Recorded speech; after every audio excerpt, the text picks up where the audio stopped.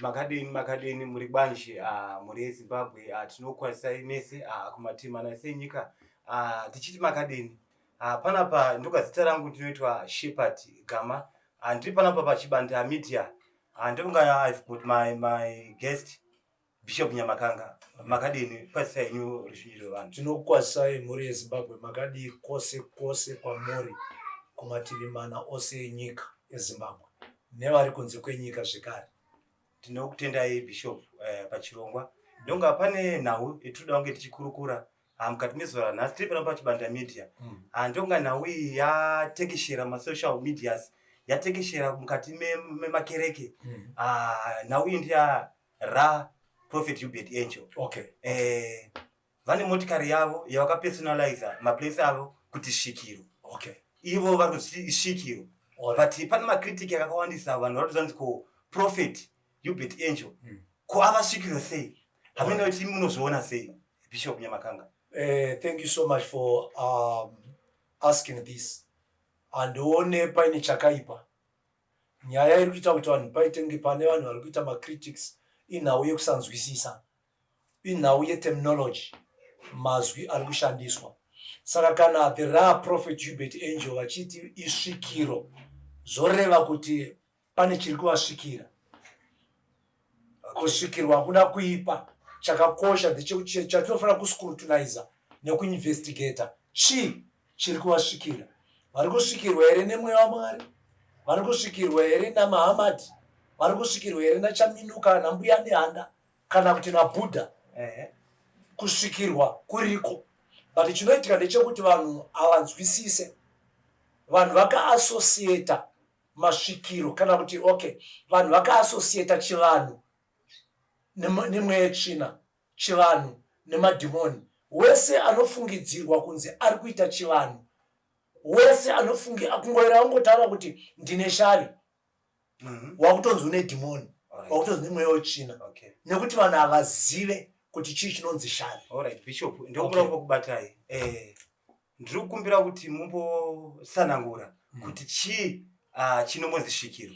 Okay, chinonzi svikiro munhu anosvikirwa zvakafanana nepamba. Muri kuita zvamuri kuita, munhu obva asvika mobva matoti ndasvikirwa naVanyamakanga ndave kuda kubuda mumba. Alright. Okay. Do you get where we are coming from? Okay. Wanga uchiite paazosvika ndasvikirwa zvoreva kuti chinhu kana kuti munhu asvika pane mumwe munhu kana kuti pane chimwe chinhu. Okay. Ndo pari kubva svikiro. Saka asvikirwa wacho ndiye ari kunzi svikiro. Okay. Asvikirwa ndiye ari kunzi svikiro. Okay. Saka mweya wasvika pana angel, asvikirwa uyu angel, asvikirwa uyu nemweya. Satatsanangura kuti mweya upi. Okay. Pane chasvika Ari ivessel. Okay. Ivessel ibhodhoro reCoca-Cola. Haisiyo bhodhoro reCoca-Cola kanzi Coca-Cola, haisiyo Coca-Cola yacho. Okay. Imedium. Alright. Haisiyo Coca-Cola. Olivin, bhodhoro reolivin riya. Ndizvozvo. Kuti rizonzi olivin, kuti rizonzi rane mafuta, chiri kunzi mafuta chacho zviri mukati. Okay. Zvaiswa mukati mebhodhoro. Saka tiri kuti uyu wasvikirwa, asi tada kutsanangura yedu kuti wasvikirwa nei. But chamusvikira ichocho ndo chiri kuita kuti titi isvikiro. Alright, ndonga muri kundizarura pfungwa uye muri kuzarura pfungwa kune vateereri vakuteerera chirongwa chino ichi. Ndokumbira kuti Bishop unditsanangurire kuti svikiro ramuri kutaura iri muchiti Hubert Angel isvikiro naProphet munozvisanisa sei? Chinhu chimwe chete munozvisanisa sei? Alright. Is a prophet pamwe chete is a svikiro. Alright. Dambudziko riri kuitika kumafundisi nemaChristians havana kudzidza. Okay. Ende havade kudzidza. Bible rakatranslitwa nevanhu vakadzidza, mascholars. Paida verb, paida noun kuti vazive kuti this is a noun, this is a verb, this is a pronoun. Izvozvo hazviitwe nemunhu asina kudzidza. Okay. Okay. Zvekutranslitwa kweBhayibheri is not spiritual. It's academic. Alright. zvinoda kufunda. Zvotoda vanhu vakadzidza. All right. You understand? Hazvidi mweya. Exactly. Now, muprofita, the word prophet, kati muprofita, kune yatinoti crude shona vocabulary. Okay. You understand? I'm getting. Tikapinda muvocabulary yeshona iri crude hatigoni kuwana izwi kana kuti shoko rekuti muprofita. All right. Muprofita rakazouya nekuda kweBible. Right, what translated. Okay. You understand? Saka Bible parakauya takuda kuchizwa kuti rakauya rini muno muSouthern Africa. Takuchidzokera kuna 1870 kuna Robert Moffat. Vauya vakatakura Bible rakanyorwa muprofita.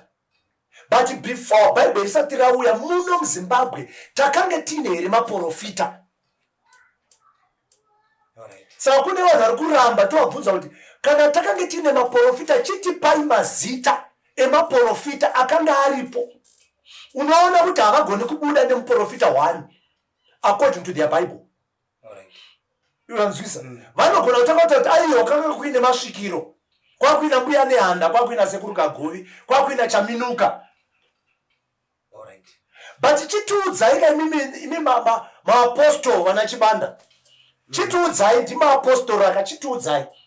Before 1817, Robert Moffat asati auya neBhayibheri neChristianity. David Livingstone vasati vauya, vana John Bradbina vasati vauya veCatholic. Maprofita akanga ari muno munyika yeZimbabwe ndeapi? Alright. Vanokuudzwa kuti vanoshayikana mumwe chete according to the Bible. Vana Chaminuka ava vananhingi. Vana Chaminuka havagoni kuva kuti maprofita ndavari kuti ndo masvikiro. Alright. But kuno manje kuAfrica muno muZimbabwe ari kunzi masvikiro ndo akange ari maprofita pachivanhu chedu. Alright. Pachivanhu chavachena maprofita nevaJudha, maprophets ndo maprofita avo. Masvikiro yedu isusu. Masvikiro yedu isusu. Ndo vanoti maprofita. Ndo maprofita ekwavo kuchivanhu chekwavo. Okay. Toka ipapo. Mukatoverenga mushoko raMwari munotozwa chinzi Samueri, Sauro vakundotsvaga madhongi. Varasa kwa ababa vavo Kishi. Vanoti tave kuenda kunobvunza muoni.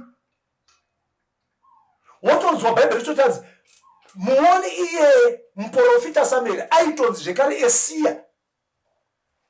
Muoni Esiya. Alright. Did you get it? Vaoni ivavo ndo vana Samueri ndo masvikiro. But the Bible no pava missionaries paakauya kuno kune vakasvikira tichiita chinamato chedu tichitaura naMwari wedu nenzira ndobva vatanga kutanhaura zvimwe zvinhu ndobva zvademonaizwa. Alright. Are you getting me? Just a minute. Okay. Ndobva zvademonaizwa. Kudemonaizwa kwakaitwa zvinhu izvozvo hazvireve kuti zvakanga zvisiko kuno. Okay.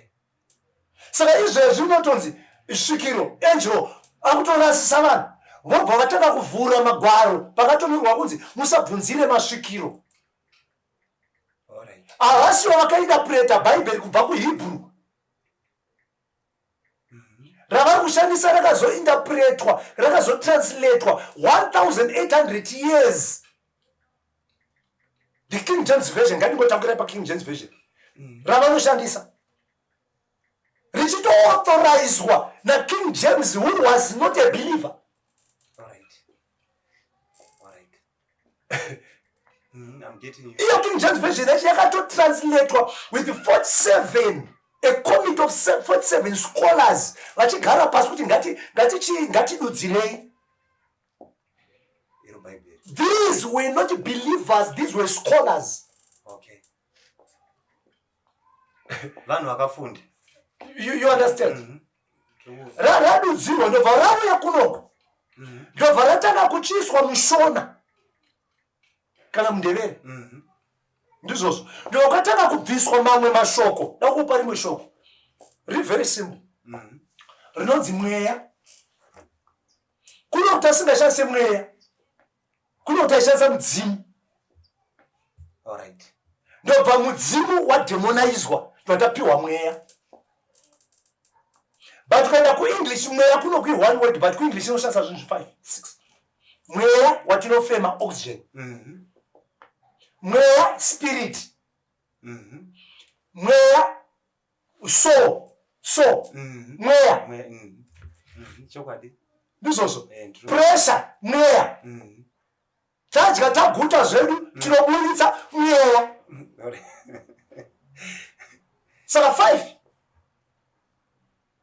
But chiona manje uri kunzi spirit kuno kukrudishona isusu hatina mweya tine mudzimu.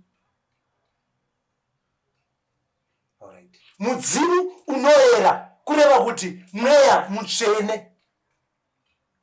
But izvezvo ukatanga kuti mudzimu unoera, ndabatwa nemudzimu unoera, vanhu vakutofunga kuti pane madhimoni, pane mweya tsvina yatokubata. Alright. Saka takabvisirwa mudzimu ndovataisirwa mweya, ndovatabvisirwa svikiro ndovatapiwa profita.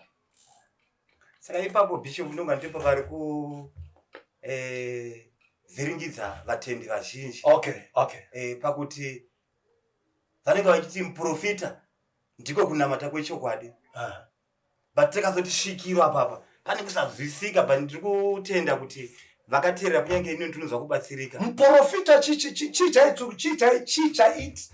chaizosakisa kuti anzi muprofita chi? Mweya waMwari waburukira paari. Alright. MuOld Testament mweya aishanya. Zvasiyana neNew Testament kuti tinogara naye, but haatanga agara asati asvika. Saka tofanira kutanga tasvikirwa naye kuti agogara. Saka kune mabelievers mazhinji anongoti izvezvi tamuNew Testament he indwells us, anotigara but haatange agara asina kusvika. Okay. Saka tangai masvikirwa kuti agogona kugara. Agotanga kuita basa. Vakanga vari paimba yepamusoro vachinamata vana Peter and 120 disciples. And there was a sound of a mighty rushing wind. Ndobva avasvikira vachinamata mweya mutsvene, mudzimu unoera. Ndobva vasvinda vakaonekwa ndimi muliro, ndimi dzemoto dzichiparadzana dzichiuya pane umwe neumwe. Vari kusvikirwa vanhu ava. But vasvikirwa iye mudzimu unoera ndobva azogara navo. But zvasiyana manje kuti iyi dhira vanotogara muofisi yesvikiro. He's a prophet. Exactly. He is in the office of a prophet. Zvasiyana with just a general believer. Akangopiwawo chipo chamweya mutsvene. Munhu wese ana mweya mutsvene. Munhu wese anoshandiswa namweya mutsvene. But kune vakapiwa maoffices. So dhirapa ari kutaura nyaya iyi, ari kutaura pari kunzi isvikirwa, ari kutotaura kuti ndiye changurangura. Ari muofisi yechiprofita. Akafanana naMoses here nanaJoshua, noti taiona kuti minana imwe yaitika, but vaigamuchira kuti ike ichitika. He is more than Moses. Alright. Okay. This is controversial now. He is more than Elisha. Right. Nekuti vana Elisha vaisvikirwa iye obva adzokera. Vana Moses vaingoshandiswa naMwari namweya mutsvene obva adzokera. Vanga vasingagari naye. But isusu vesungano ino we are better than vesungano yakare. Nekuti haachatishanyira akuchigara, anotisvikira obva agara nesu ari matiri. Kristu obva ati abide in me and I will abide in you. Okay. Saka Kristu haana kugara naMoses. Aitotaura Moses uyatsanga nekuno kugomo. Wotaura nawopedzerana Mose odzokera mweya mutsvene odzokera. But izvezvi mweya mutsvene haana kwaanodzokera tinaye. So we are better than this covenant is better than. Okay. Ndinotenda ndonga tiri kubatsirika mukati mechino chirongwa. Ndoka kana unochiroda kuti uda kutaurawo, unongokomenda mucomment section tombunza pfungwa dzako. Ndoka Bishop tichiri pana pachirongwa. Ndoda kungobvunza kuti tiri panawo iyoyo kuti chombozi shavi chii? Alright. Unenge watosvikirwa wakanzi une pashavi. Alright. Chii chombozi shavi? Shavi mweya. Okay. ndakubvisa mweya ndakuisa mudzimu ndakutsvara neshona yemanduro kwati Alright. shavi mudzimu unopa munhu simba rekuita zvinhu Alright. rekuva nechipo kana kuti zvipo zvekuita zvinhu. Mudzimu unopa munhu simba, mweya unopa munhu simba to do great exploits. Chii chinoita hainoti the Bible says you shall do great exploits. Chii chinokupa simba rekuita great exploits? Mweya. Alright. Saka shavi mweya unopa munhu simba. Alright. Zvichirawo ndi pane mashavi akanaka kuzoti mashavi akaipa. That's very correct. Okay. Kune shavi ndizvozvo rekuvhima. Alright. Esau tutandeshona imandoro kwatika. Esau anonzi, and the Bible says when Isaac was about to die, he called his son Isaac Esau and said ndinondivhimira aive neshavi, aive nemudzimu wekuvhima. Alright. Ndosaka idiwa nababa vake.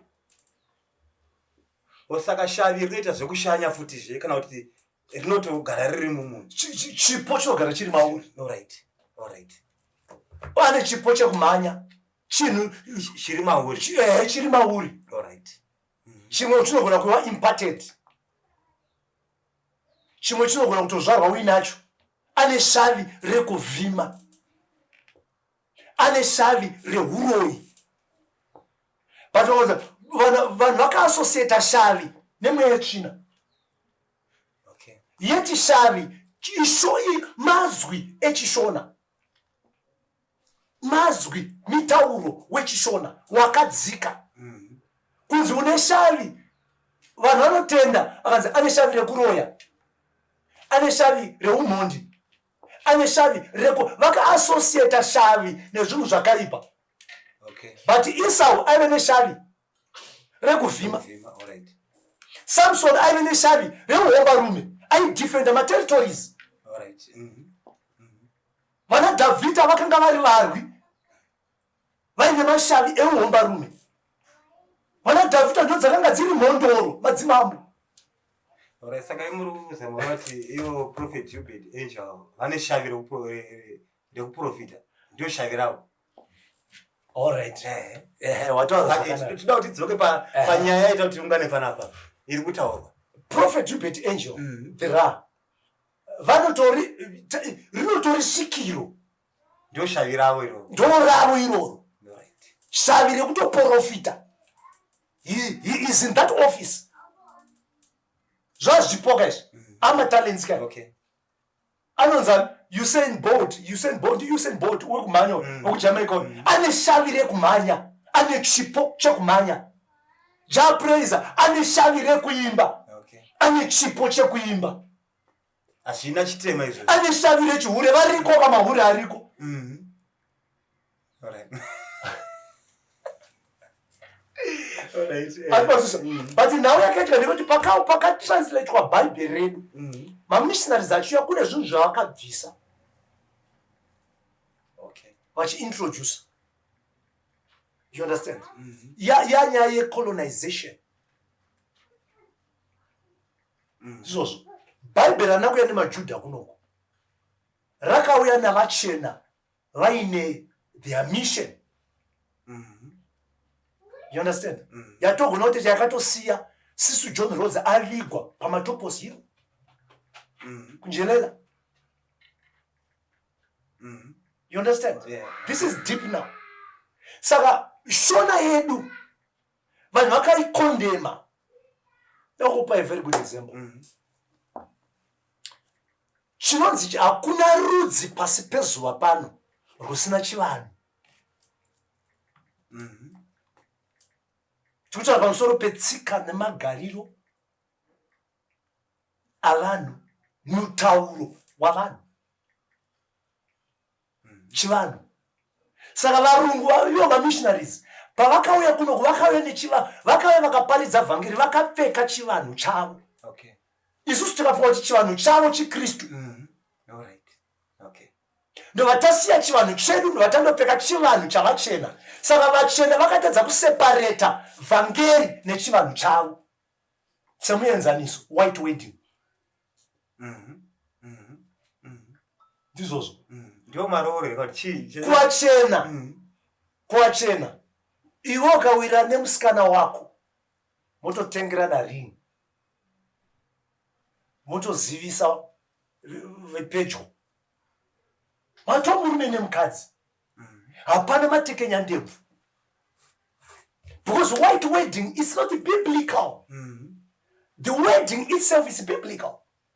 Ndosanokona Jesu achidaidzwa pamuchato wekana achichinja waini, mafundisi haapatauri ndizvozvo. Akahwitinesa here pachibviswa matekenya ndebvu? Zvaakadaidzwa pamuchato weGarirea pakana, Jesu uyu akahwitinesa here pachibviswa mafukidza dumbu? Akahwitinesa here pachibviswa mombe yehumai nemombe dzedanga? Pakange pasina. But utoziva kuti muchato vaitochata, vaichata chirudziko patsika dzechiJudha, nekuti Kristu akanga ari muJudha. Ndosachizwa Mefisho takuti mazita amadzitateguru aJesu Kristu, mwanakomana waDhavhidhi, akanga ari mwanakomana waAbhurahama. madzinza aitaurwa panotaurwa madzinza. Saka Bishop panyaya yemadzinza sesu vaKristu tinobvumidzwa tinge tivira madzinza kana nokurowa makuru. Ndotadza sei kutevera ndotadza sei kutevera dzinza rangu isusu tichiti Kristu akateverwa dzinza rake kusvika kuna Abrahama? Kristu akafambira dzemadzinza pana. Kristu akangofambira kuti ufira pamuchinjikwa nekuteregera zvivi zvenyu neropa rake kuti ribude. Vakangodi mwenda straight ipapo. Alright. Sei pamunomboti tipedzera nguva yedu muchitaura nezvezvi tineiko nazvo zvese zvinoreva kuti Kristu haigona kurarama pano panyika asina dzinza retraceable. Kristu kuti agamuchirwe pano paitodiwa dzinza rake, iye ari Mwari pachake, and haikwanisa kuva neaccess into this earth realm. Handiti tinoparidza kuchechi kwedu naye vachibanda kuti with God all things are possible. Namwari hakuna chinoramba. Ko Mwari vakadi kungoti Jesu kungomugwa kuchinzi kune muri vanonzi Jesu ari kuita munana. Ko sei kumbopinda mudumbu raMaria omborerwa ombodii inhau yekutsvagiridza kuti akwane in this earth realm, haagone kuva neaccess kuvanhu vane madzinza. Nokuti tiri Bishop panhau yemadzinza tinonzwa makereke kuchinamatwa kunzi want to cast mweya wemadzinza, tinokudzinga mweya wemadzinza. Ipapo chii chinonyatsa kuitika ipapo? Ipapo it's a half truth. Isusu Mwari akutiita zvakanaka because tiri kusvika pakuunderstand. Right. You understand the difference between religion and spirituality? Okay. You understand? Iyo half truth ichokwadi chisina kuti asi mweya yemadzinza iriko, mweya yakaipa nemweya yakanaka iriko. And hakuna dzinza risina guva, hakuna musha usina guva. Zoreva kuti hakuna musha usina vanhu vakange vakanaka, uye hakuna musha wakange usina vanhu vakange vakaipa. Are you with me here? Saka patinoti isusu ngatinamatire mweya yedzinza, we need to identify kuti ndiri kudhira nemweya wedzinza riri kwanyama akanga pati ndevapi vanhu madzitateguru vakaita ushereketwa ndisati ndatanga kuataka dzinza rese. Ndo zviri kuita kuti vanhu vamhanye vararame life in circles. Why? Nekuti vari kutuka kwavakabva kune vamwe vanhu vakanaka. Kokumboti tira kumbonamatira mweya wedzinza wakanaka utitevere, ndicharova Mwari vatotaura kuti ndicharova vana nekuda kwezvivi zvamadzibaba okubva from generation. Wogota ndicharopafadza from generation. Zvoreva kuti kune a generational blessing inotukutidzawo zvekare kune vanhu vese madzitateguru edzinza rekwagama vakange vakachena kuti vakange vachiita zvakanaka. Ndakupa a very good example. Tinonzwa vanhu vachiti let us pray right now, get in the spirit. Problem warfare, spiritual warfare, serious spiritual warfare. We had to, there is the Lion of the tribe of Judah, Jesus Christ. Jesus. Several community, several tribe. kutevedza dzinza. Idzinza. Kandi kuna Juda wacho. Juda ndiye akatengesa Jesu. Juda. Alright. Akatengesa Joseph. Ndi Juda. Ndizozvo. Juda, muna Juda ndiye akaita upombwe. Akaita chihure kuita upombwe. Akaita chihure. Nemuroora wake anonzi Tamari. Alright. Mwana wa Juda anonzi Eri, the Bible says he was a wicked man. Akatourawa naMwari, but ari mwana wa Juda. Motora Jesu, mount is the lion of the tribe of Judah. Jesu wacho ari kutobuda muna Juda, akaita chihure nemuroora. Ndiye Juda ane mwana akanga akaipa anonzi Eri. Eri ndobva mukadzi wakagarwa nhaka naOnani. Onani anonzi aiti kana kusangana nemukadzi wakairasira mbeu pasi mari ndobva vashatirwa ndobva vamuuraya. Ndobva muri kuti tirai zvoroti hakuna dzinza risina zvakanaka. You need to concentrate padzinza rine vanhu vaiita zvakanaka. Ndoratotanga kutrace. Ukazoverenga iro dzinza iri riri pana Matthew chapter 1. Panotaurwa vakanaka chete vakashandiswa naMwari kuti Kristu azotukutidza abude. Aiwa, ndonga tiri kubatsirikawo. Ndonga mese vakateerera pano chirongwa muri kubatsirikawo. Kaundo kufunga kwako just comment comment section. Uchitudza kuti unozviona sei pana yesvikiro yetiri kutaura yaProphet Hubert Angel kuti ndiri svikiro. Amene mumashoko ekupedzisira bishop. Munoda kuti chii? Kune vamwe vanhu vaitaura achidza izvava naSatani mukati, zvoitwa nemunhu waMwari, pakuti chindafanira chokuti makwanisa kupasanirwa kuti prophet nekuti svikiro chinhu chimwe chete. Saka munoti chipi vanhu ivavo hativarambidze kuburitsa pfungwa dzavo, but vanhu ivavo ngavatipo muprofita muno muAfrica, zvikuru sei muno muZimbabwe, akashandiswa naMwari before the coming of the early missionaries vakaita sana Robert Moffat nana David Livingstone. Ngavatipo muprofita risiri svikiro. Unoona kuti vanogona kubuda vasina. Okay. You understand? Nekuti avari kuramba ndo akanga ari masviki, ndo akanga ari maprofita edu. But kuno kuti akasingashandise shoko rekuti muprofita. Okay. Kwaishandiswa shoko rekuti masvikiro. Mwari vanosvikira vanhu. Mwari chiri confusion iri pakuti vanhu vari kusanga havazive chivanhu chedu zvakazara. Ndo panobva confusion. Vari kusanganisa kuti kana munhu wasvikiro that's ancestral worship. Ancestral worship yakatorambwa naMwari. Ndizvozvo. Chokwadi. Havana kuramba masvikiro. But pakatranslate mabhaibheri edu aya kune zvinhu zvatakasiyirwa tikapiwa zvinhu zvisiri izvo. Ndakupa a very good example. Izvezvi so mukauya makapfeka ndino kuti reso. Jira reso riya. It's our African cloth. It's our traditional cloth.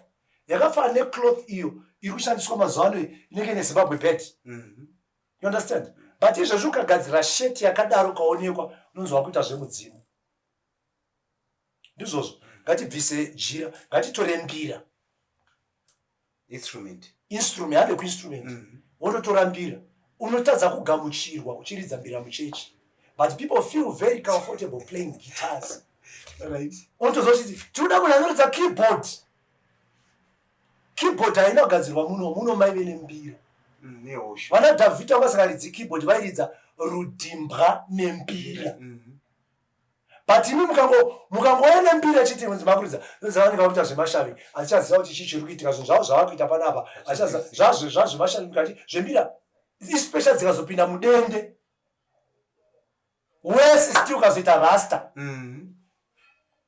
Wesi still ukazotanga kuimba manje uchiti musika vanhu uchibvisa God. Tanga singaziva anonzi God. God yakaenda naRobert Moffat. Alright, Papa na musika vanhu. You understand? Okay. Anonzi God uya hakuna vanasekuru vedu akatofa singazivi kuti kuna anonzi God. Alright. vakatoziva kuti anonzi Musikavanhu ari kudenga ramatenga akatantira nenyika vari kumhepo pari kunzi vari kumhepo kwaingoreva heaven yamunoti heaven nhasi but izvo zvitikatanga kuti tauya kuzopira kupira kunamata tauya kuzosuma kupira kunamata. You understand?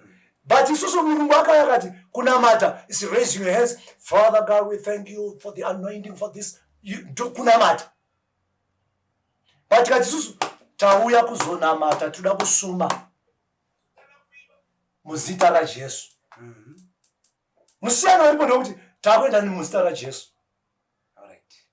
Ngati sumei but muzita raJesu. Ngati namatei muzita raJesu. Kristu haana kuzopaza chivanhu. Haana chivanhu. Dai akapaza chivanhu. Pane mwana ndatera zvangu muapostora so ane dzungu.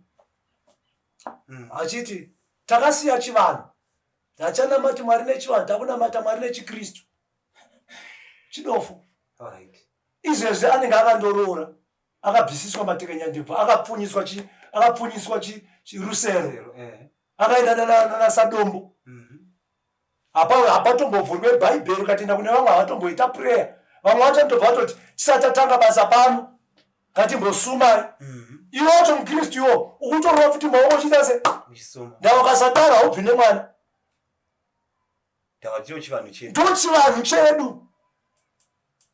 Ukasatobvisa matekenya ndebvu iwayo ukasabvisa rusambo irworwo hazvimire zvakanaka. Saka Kristu haana kuuya kuzobvisa chivanhu chedu. Haana kuuya kuzobvisa rusambo, muri kuribvisire. Dai kunonzi tinogona kuita konyo amene chakumbira chibanda kuti watitsvagire profeti makandiwo. Ndizvozvo. Kana kuti profeti angel ra inosvikirei. Tombovangarisa tovabvisa pamakandoroora mama bhevhi. Bebe. Ndizvozvo. Makaita sei? Vanototiudza kuti ndakabvisa rusambo ndikapihwa mombe dzakati ndikazibvisa matekenya ndebvu ndikazibvisa mari yedare zvikatonzi hazvitoita kuti iwewe panapa daidzai vari koko vauye tete vakati keresenzi ngavauye. Zvese zviri kuitwa izvozvo chivanhu. Chichiitwa nezita raJesu. Chivanhu nokuti Kristu ndadai Kristu akauya kuzochiputsa akazvitaura kuti siyai zvekuroora izvi. Ndindakakusikai. Ndindakakusikai iwewe nyama kanga kana wada Sandra Tora. Akada akasaita madeclarations. But nanhasi vanonzwa Mwari cheche prophet makandiwa mwana wamusikana Rejoice akaroorwa. Kwaitwa maroro. Vanhu vakapfuna zvisere mumba maprofeti. Prophet ashauri kuti ndiri kuda matekenya ndebvu. Muri kubadingwa naprofeti matekenya ndebvu. Jesu hapana paakatiudza tibvise matekenya. Muri kuti netsereva kuti tibvise mombe naye profeti. Mai Ruth makandiwa aitonzi vari kuda mombe yehumai yakabviswa. Chivanhu. So we cannot separate Kristu nechivanhu. Kristu anopinda muchivanhu chedu mumitauro. People are busy. Ndichipedzisa ndakutopedza zvo. Unoona kuti church ndizvozvo. Church. Nyika yakanzi so international ministry. Ndizvozvo. Painzi international ministry. Haina kana international branch. Havana kana mazoom meeting avanoita. Vatovazviita dhira. Kati prophet makandiwa. Vanoita mameetings nepazoom. Ndizvozvo. Vari kunyika dzese. Zvoreva kuti kana vachiparidza muchechi mavo vanotenderwa. Ndizvozvo. Ne-communication principles kuti vaparidze in English because it's a universal language.